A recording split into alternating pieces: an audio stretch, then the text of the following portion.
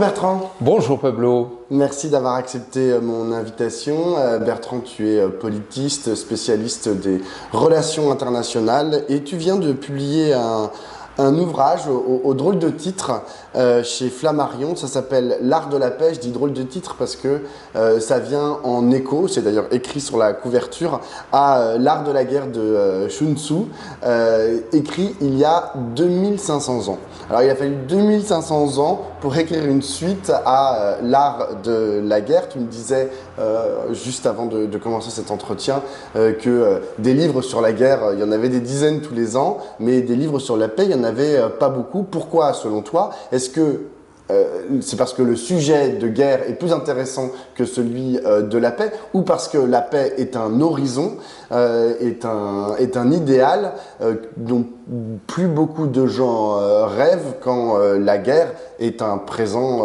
palpable, une réalité de tous les jours? Alors ce déséquilibre, il est inquiétant, il est même préoccupant. Que l'on ne se passionne que pour la guerre et pratiquement pas pour la paix, en tous les cas sur le plan de l'écriture, de la réflexion, de la philosophie, du combat des idées, est quand même d'autant plus inquiétant que personne n'y prête vraiment attention. C'est-à-dire que cette évidence quant au nombre incroyable de livres qui sortent sur la guerre, avec tous les titres, le retour de la guerre, les nouvelles guerres, les anciennes guerres, la guerre froide, la nouvelle guerre froide, etc. Je regardais si toi, tu n'en avais pas écrit des livres sur la guerre, mais non, je n'en vois pas autour de toi. J'ai pas écrit, simplement on avait fait un état du monde avec Dominique Vidal sur les nouvelles guerres, c'est-à-dire la transformation de la guerre. Mais ce qui est préoccupant, c'est ce que l'on vient de dire ne retient l'attention de pratiquement personne. Sauf peut-être de mon éditeur, auquel je rends hommage, qui s'intéressait à cette idée. Mais ce que je veux dire, c'est que derrière ce déséquilibre, derrière cette étrangeté qu'on vient de décrire, il y a une réalité très forte qui se dissimule et qui est en quelque sorte l'introduction de ce livre et de la thèse que je développe, à savoir que dans notre histoire occidentale post-médiévale, c'est-à-dire à partir du moment où s'est construit l'État-nation, le fameux État-nation moderne, État-nation occidental, un lien très intime s'est créé entre la guerre et le pouvoir politique, entre la guerre et l'État. C'est ce que le grand sociologue états-unien Charles Tilly disait « war making, state making », c'est-à-dire l'État a besoin de la guerre pour prospérer. À chaque guerre, l'État se renforce sa bureaucratie, renforce ses ressources, renforce ses contraintes, renforce ses structures de mobilisation. Donc, l'État se nourrit de la guerre et la guerre se nourrit de l'État, c'est-à-dire la rivalité interétatique, ce que Hobbes appelait le combat des gladiateurs. Cette rivalité interétatique banalise la guerre. Pire que ça, dans notre histoire, peu à peu, la guerre est devenue fonctionnelle, c'est-à-dire un moyen de régler les différends entre États souverains. Comme ils sont souverains, ils ne sont pas soumis à des lois communes, et donc on se tape dessus, et ainsi le rapport de force fait la loi, en quelque sorte. Bon, ce lien intime a quelque chose de très inquiétant, pour deux raisons. La première est une raison éthique, c'est-à-dire est-ce qu'on peut durablement bâtir un ordre politique sur cet investissement dans la guerre. Le deuxième est d'ordre sociologique, il est plus surprenant, il est plus cynique, mais il faut quand même en tenir compte, à savoir qu'autrefois ça marchait.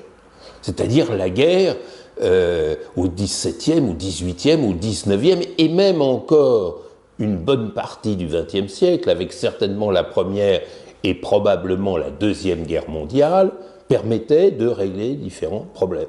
C'est-à-dire la guerre avait une utilité cynique, mais une utilité réelle. Ça coûtait 15 millions de morts, Première Guerre mondiale, 60 millions, Seconde Guerre mondiale, mais il y avait des résultats qui quelquefois étaient bons. Par exemple, terrasser le monstre nazi. Aujourd'hui, depuis 1945, il n'y a pratiquement plus de guerres qui aboutissent à des résultats politiques concrets. Alors que paradoxalement, la guerre est de plus en plus menaçante et de plus en plus destructrice. en mobilisant, on l'a vu ces derniers temps, des moyens technologiques absolument invraisemblables qui font que la guerre détruit de plus en plus et résout de moins en moins. Et donc, est-ce que le temps n'est pas venu doublement à une réflexion approfondie sur la paix, doublement sur le plan éthique, mais aussi sur le plan de l'utilité? Alors, réflexion sur la paix, il y a de très grands noms qui vont de Aristote jusqu'à Emmanuel Kant. Mais Kant, c'est quand même le tournant du XVIIIe et du XIXe siècle. Il y a longtemps, dans un tout autre contexte, qui depuis a essayé de concevoir la paix.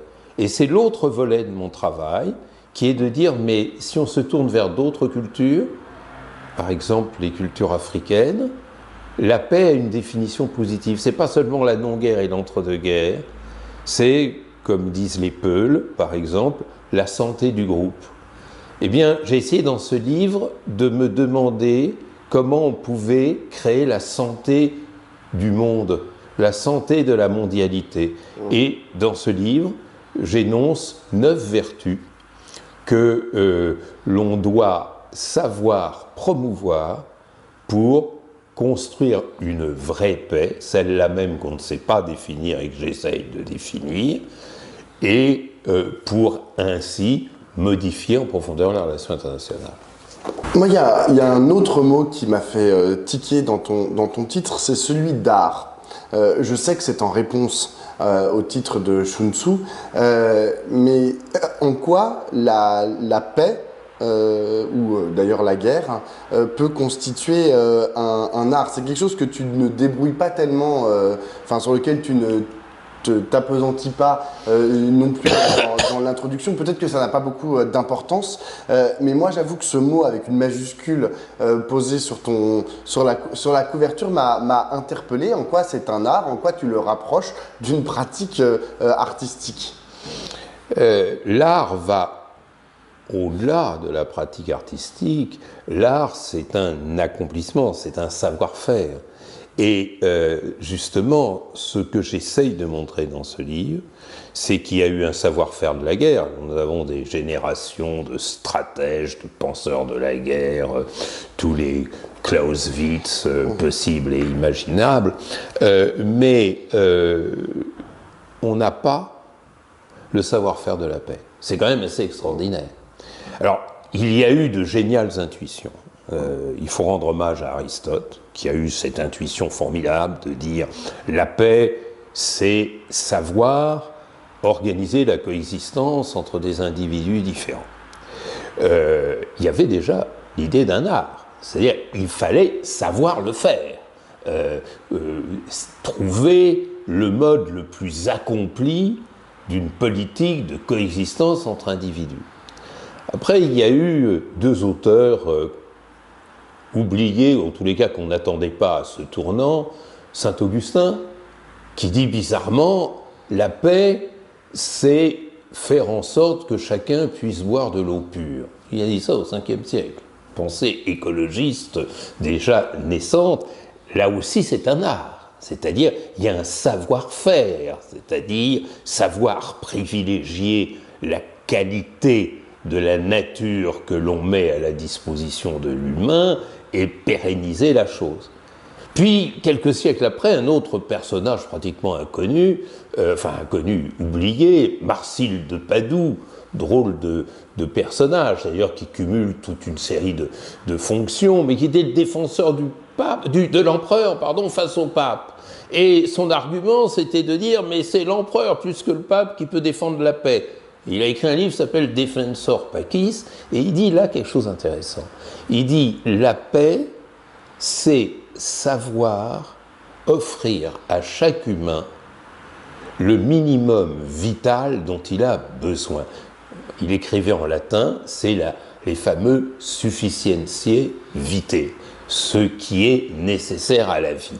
Là aussi, c'est un art que de savoir mobiliser au service de l'humain ces ressources dont il a besoin pour survivre.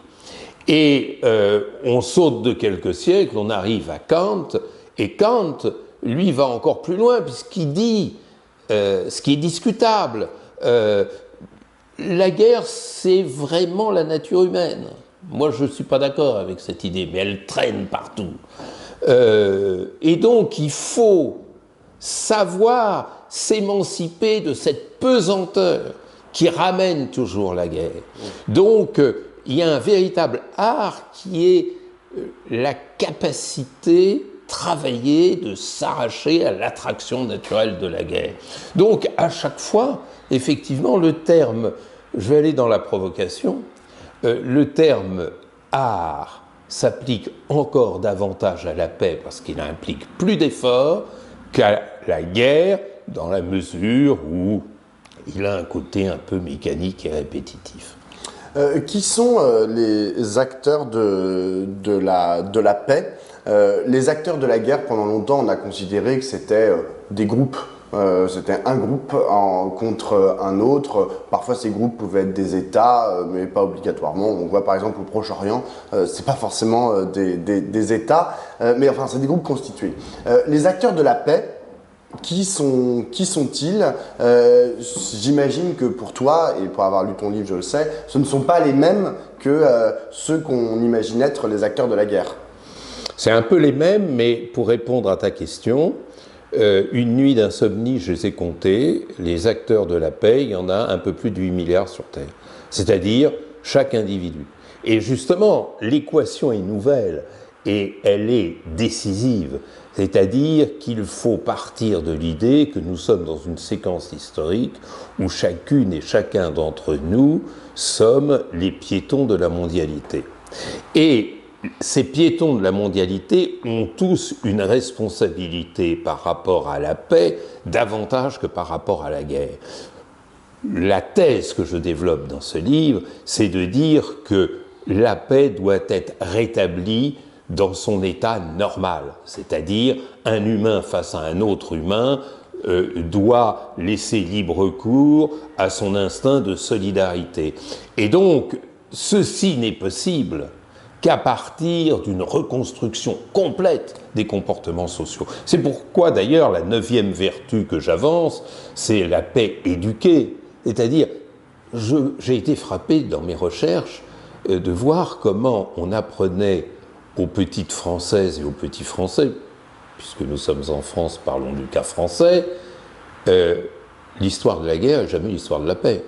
On commence l'école primaire avec Vercingétorix pour remonter vers le chevalier Bayard, Louis XIV, Napoléon, et on finit par les 2 guerres mondiales dont on ne cesse Louis de parler. XIV, il n'y a pas tellement de guerres, si je peux me permettre. Ah bon? Non, mais c'est pas ce qu'on apprend de Louis XIV, pardon.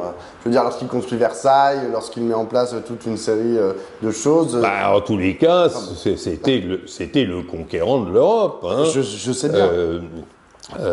C'était le conquérant de l'Europe. Donc, on est dans un contexte qui le présente comme il voulait lui-même être nommé empereur. Hein. Mais on n'apprend jamais aux petits Français et aux petites Françaises qui sont les grands noms de la paix. Qui connaît l'abbé de Saint-Pierre, qui est un de ceux qui, en France, a le mieux et le plus écrit sur la paix, alors qu'il était par ailleurs diplomate, plus qu'abbé d'ailleurs, négociant les traités d'Utrecht et de Rastatt. Il a été le premier à penser l'idée de paix perpétuelle. Qui connaît le nom de Léon Bourgeois, qui est le véritable inventeur au monde du multilatéralisme, et d'un vrai multilatéralisme, pas le multilatéralisme wilsonien, qui est du faux multilatéralisme, qui aboutit au Conseil de sécurité, au droit de veto et à la capacité de puissance. Léon Bourgeois, lui, avait une autre vision, qui était de dire nous entrons dans un monde où la solidarité sociale devra se faire sur le plan mondial pour éviter la guerre, justement. Il y a quantité de lycées qui s'appellent Jules Ferry, l'homme qui parlait des races supérieures. Est-ce qu'il y a un lycée Léon Bourgeois? Est-ce qu'il y a un lycée Abbé de Saint-Pierre? Bon, donc ça veut dire qu'il faut faire ce travail d'éducation et que c'est justement en renouant dans les comportements sociaux simples avec l'idée de paix et de coexistence qu'on créera la vraie paix. Et la huitième des vertus, c'est la paix hospitalière, c'est-à-dire savoir accueillir l'autre. C'est pas moi qui le dis, c'était Kant déjà. C'est-à-dire, il n'y a pas de paix possible si on a un a priori sur l'autre comme étant un ennemi potentiel. Hein, je vois ces affreuses affiches dans les rues de Paris, scandaleuses. Philippine tuée par un migrant. Non, Philippine a été tuée par un assassin. Mais afficher que c'est un migrant, c'est produire de la haine, c'est produire de la guerre. Il y a un paradoxe, on va dire, c'est qu'on parle souvent de paix dans les moments de guerre. C'est-à-dire que c'est à ce moment-là qu'elle est le plus recherchée. Dans les moments de paix, précisément, on n'y pense pas. En vérité, à la paix, ni à la guerre d'ailleurs. Comment est-ce que les vertus que tu développes dans ton livre peuvent être appliquées, peuvent être applicables dans le cas de phases aiguës, justement, de guerre? Est-ce que, au contraire, c'est pas le moment de penser à la paix, mais plutôt à la résolution de conflits, ce qui n'est pas exactement la même chose, ou bien non, il faut suivre ce qu'a écrit Bertrand Badi, y compris dans une zone par exemple comme celle du Proche-Orient aujourd'hui? Alors, plusieurs choses. La première, c'est qu'on ne parle jamais de paix. D'ailleurs, on parle de l'avant-guerre, de l'après-guerre, de l'entre-deux-guerres. On ne parle jamais de l'avant-paix, de l'après-paix ou de l'entre-deux-paix. Hein. C'est significatif. Le langage est toujours significatif. Et quand on parle de paix, c'est toujours en la dévalorisant. C'est-à-dire en la limitant au cessez-le-feu, à la trêve, c'est-à-dire vraiment à l'entre-deux-guerres. Même dans le langage courant, cette expression que nous utilisons tous, « fous-moi la paix », c'est quoi? C'est une façon de dire « mets-moi à l'écart du trouble ». C'est jamais « créons ensemble un contexte positif ». Donc le péché originel, il est là. C'est-à-dire on n'a jamais pensé la paix, donc en ne pensant pas la paix, on pose déjà les jalons de ce que l'on a réellement dans la tête, à savoir la guerre. Alors, quand la guerre est enclenchée, là aussi, et c'est ma deuxième chose, le réflexe est coupable de dire il faut arrêter la guerre. Mais arrêter la guerre, c'est la trêve, c'est l'armistice. C'est pas la construction de la paix. Et on le voit bien dans le conflit israélo-palestinien. On ne parle que d'un cessez-le-feu permettant la libération des otages, ce qui est excellent en soi, hein, nul n'en douterait, mais qui parle de la solution politique, c'est-à-dire de cet ordre politique de paix, de cet ordre politique de coexistence? Ça veut dire quoi? Ça veut dire, d'une part, que de plus en plus on fait la guerre pour la guerre, et c'est ça qu'il faut comprendre, comme Poutine en Ukraine, comme Netanyahou au Proche-Orient, n'est-ce pas? Et que donc on s'installe dans une logique où la paix est reléguée à simplement un cessez-le-feu, c'est-à-dire quelque chose qui permet à la guerre de mieux rebondir. Et ce que je fais dans ce livre, c'est deux choses. D'abord de dire, méfions-nous de cette vision rabougrie de la paix qui généralement est basée sur la transaction. Hein, autrefois, tu me donnes un bout de territoire ou je te donne ma fille en mariage, disait-on dans les cycles dynastiques, ou tu me donnes telle ou telle concession et en échange je te donne ceci et cela. On s'aperçoit que la paix transactionnelle était là aussi une sorte de point d'aboutissement d'une logique de guerre qui aujourd'hui ne se pratique pratiquement plus. Qu'est-ce qui, depuis 1945, relève de cette paix transactionnelle? Toutes les guerres qui sont succédées de 1945 n'ont jamais abouti à cette paix transactionnelle. Et deuxièmement, ce que je dis le plus et le plus directement, c'est que la paix étant beaucoup plus que la non-guerre, elle doit être pensée pour ce qu'elle est, ce qu'on ne fait jamais. Et la guerre n'est qu'une petite négation de la paix. Vous avez d'autres négations de la paix autrement plus grave, ne serait-ce qu'en létalité, ne serait-ce que dans les morts provoquées. La négligence que l'on a à l'endroit de l'ordre planétaire, l'insécurité globale en matière climatique, en matière sanitaire, en matière alimentaire, tout ça, ce sont des irrespects à la paix. Et tout ceci nous trace les contours de la vraie paix, c'est-à-dire de cette véritable coexistence dans l'humanité, de ce véritable humanisme qui consiste, comme disait Marcille de Padoue, à satisfaire d'abord les besoins humains. Et ce que je montre dans ce livre, c'est quand on s'attache à satisfaire les besoins humains, on fait régresser les risques de guerre. Pourquoi ? Parce que les guerres d'aujourd'hui, que ce soit la guerre du Sahel, que ce soit ces multiples guerres que l'on voit se développer au Yémen, au Soudan, en Syrie, etc., sont souvent liées à l'irrespect des besoins fondamentaux de l'humain et notamment des grands équilibres planétaires. Donc c'est une autre voie qu'il faut choisir pour construire la vraie paix. Les vraies conditions de la coexistence au Proche-Orient doivent être encore définies. C'est le droit de chacun à être. Ça, c'est l'élément le plus essentiel, la reconnaissance de l'autre. Il y a tout un chapitre dans mon livre sur la reconnaissance de l'autre. Si tu ne reconnais pas l'autre, tu n'auras jamais la paix. Tu n'auras qu'une succession de guerres.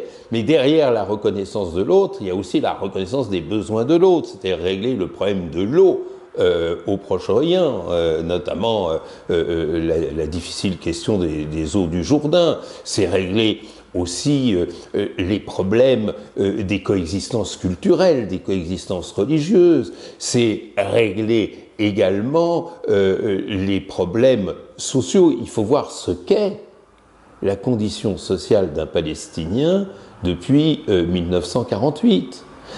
Il faut aussi voir comment ce mélange d'humiliation et de précarité matérielle génère une rage dont le 7 octobre a été un des résultats. Donc c'est une vision globale de tout ça qui permet de poser les conditions de la paix. Autrement, c'est du bavardage.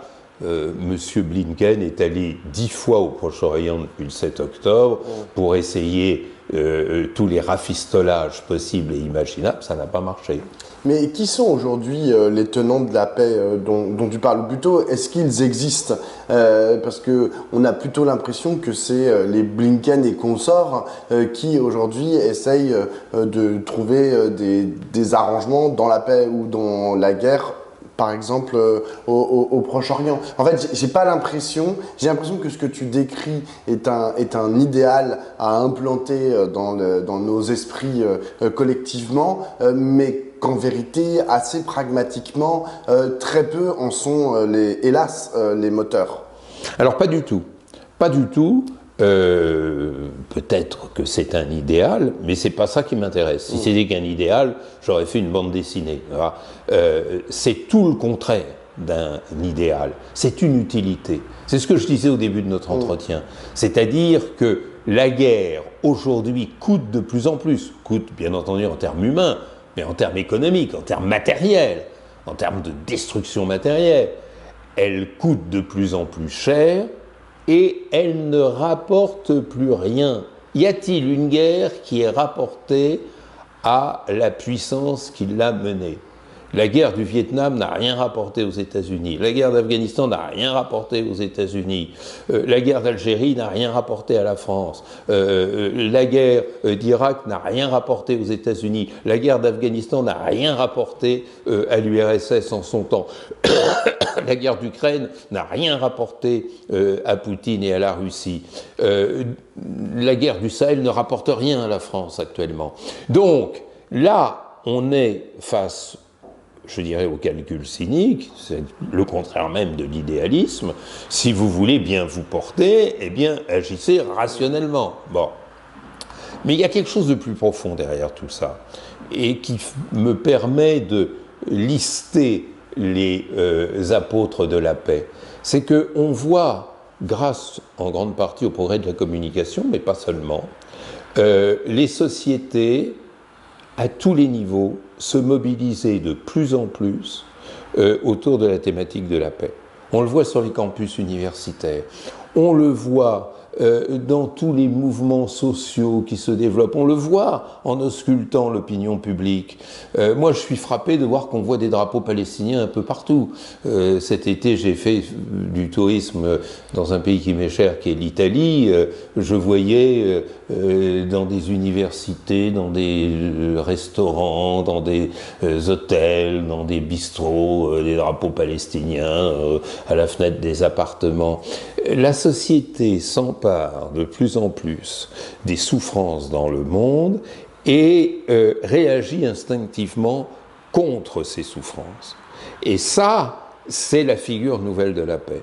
C'est-à-dire s'apercevoir que le jeu de soldats de plomb n'est plus le but suprême de l'humanité, mais qu'il y a véritablement un impératif de lutter contre les souffrances. C'est assez kantien d'ailleurs comme idée, c'est-à-dire voilà, il y a une souffrance qui est là, c'est un fait, bon, qui effectivement est alimentée par la plupart des gouvernements. Je ne pense pas qu'il y ait dans ce monde beaucoup de gouvernements pacifistes, hein, c'est certain. Peut-être qu'il n'y en a même pas du tout. Et de même dans les classes politiques. Mais en revanche, dans les sociétés, c'est tout à fait différent. Pourquoi ? Parce qu'il y a deux phénomènes qui jouent. Il y a un phénomène d'empathie, d'identification, à mesure qu'on voit la souffrance de l'autre, autrefois on ne la voyait pas, eh bien on a tendance à s'identifier à celui qui souffre et à spontanément désirer mettre fin à ses souffrances. Ça, c'est quand même quelque chose de très, très, très important. Moi, j'en ai souvent parlé avec mes étudiants. C'est ça qui vraiment motivait leur mobilisation. Et puis, au-delà de ces logiques d'identification, il y a cette découverte tâtonnante de la mondialité. Alors, vous avez des gens qui découvrent la mondialité en ayant peur, en voulant la fuir à tout prix. Ça donne le national-populisme, la montée de l'extrême droite qu'on voit aux États-Unis comme en Europe, etc. Mais vous avez aussi de plus en plus ce travail transnational qui s'opère. Le travail splendide dont on ne parle jamais, parce que c'est pas drôle d'en parler aux 20h, accompli par les ONG ou par les agences onusiennes consacrées aux problèmes de l'alimentation, de la santé, de l'enfance, des réfugiés, etc.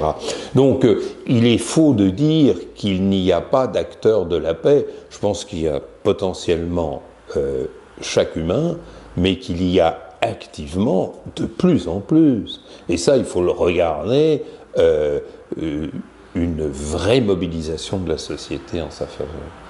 J'ai une dernière question du coup qui a trait au Proche-Orient, à ce qui est en train de se passer en Israël, à Gaza, au Liban, en Iran. Quels sont les acteurs de la paix sur ce sujet ? Tu m'as parlé de cette solidarité italienne avec le peuple palestinien.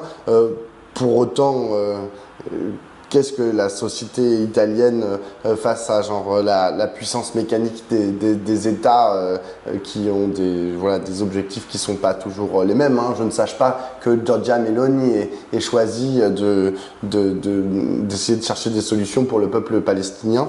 Du coup, comment est-ce que tu considères en fait ce qu'il se passe là-bas à l'aune de cette paix que tu essayes de décortiquer dans ton livre ?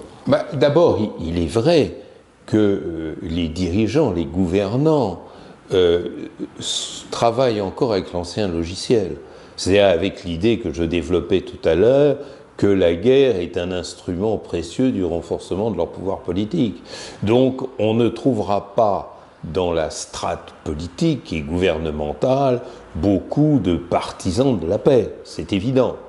De même qu'il est évident que dans des situations de guerre, l'effet d'entraînement, l'effet de mobilisation fait que la voie de la paix au sein même des sociétés concernées est beaucoup plus réduite qu'elle ne peut l'être là où on a plus de distance par rapport. Tout ça est vrai. Mais il y a quand même quelque chose de rassurant quelque part.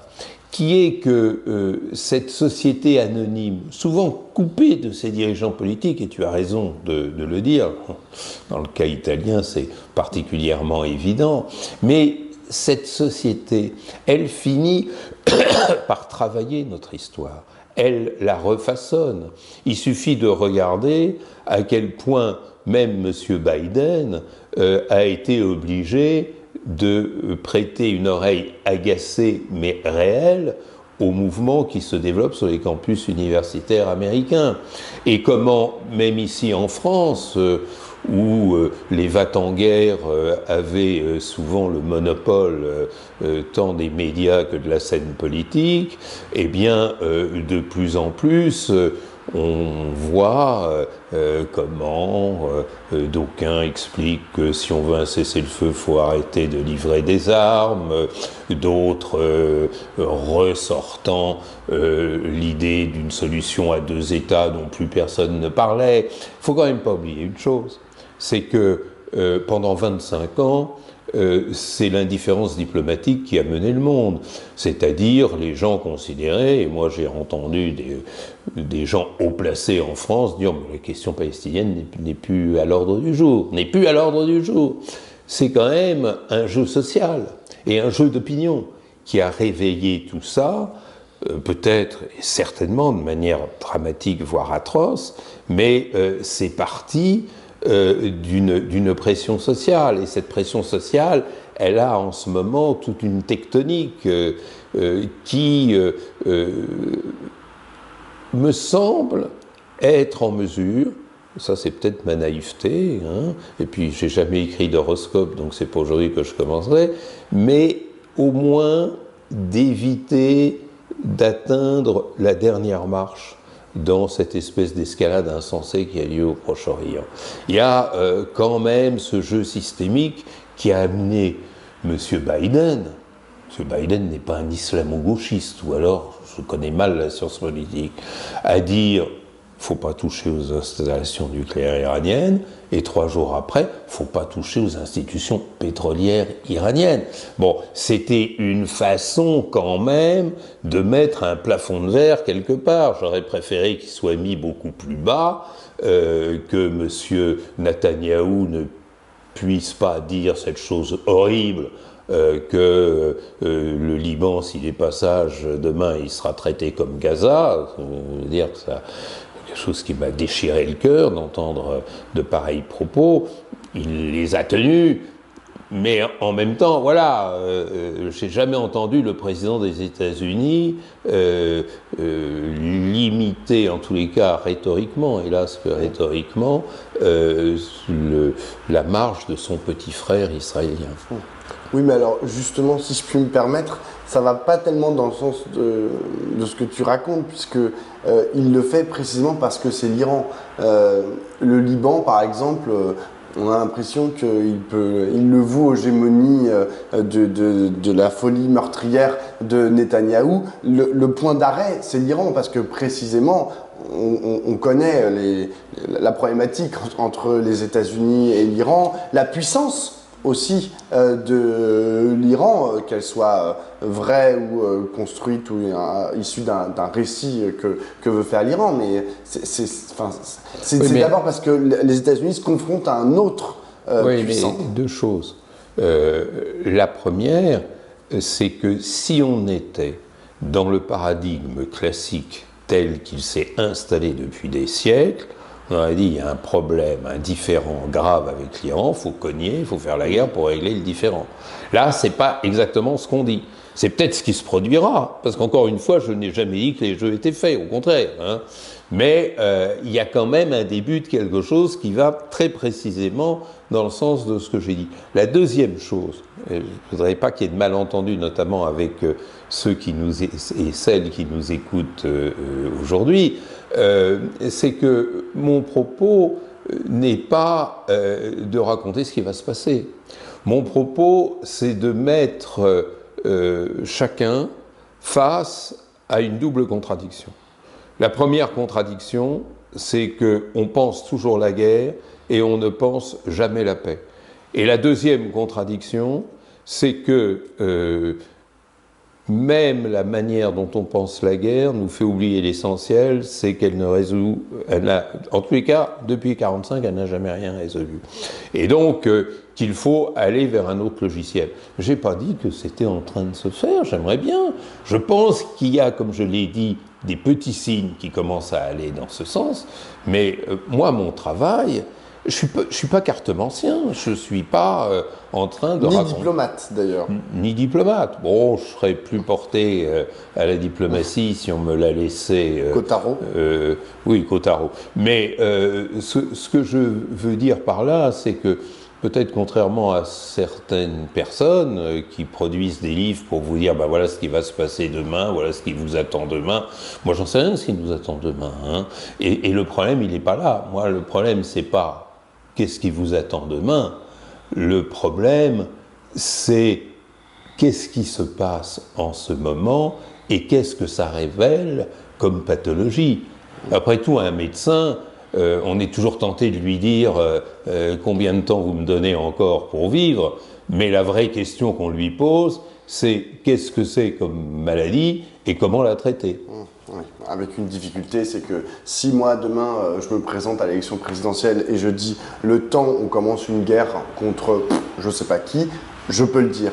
Par contre, si je suis dans un état de guerre et que je dis oui mais vous allez voir, moi le temps c'est la paix, je ne peux pas le dire. C'est-à-dire qu'il y a une difficulté dans l'enclenchement en fait du mécanisme qui n'est pas la même pour la guerre et pour la paix. Je pense qu'un gouvernant peut dire voilà ce que peut être une politique de paix. Alors, très peu de gouvernants l'ont dit, mais de grands hommes l'ont dit. Kofi Annan l'a dit, Boutros-Ghali l'a dit, Gutiérrez peut-être le dit de manière moins nette et moins convaincante, mais il le dit quand même. Et puis, tous ces gens auxquels je rends hommage, qui dirigent le PNUD, qui dirigent l'UNICEF, l'OMS, l'UNRWA, il faut aussi les écouter de temps en temps. Merci beaucoup Bertrand.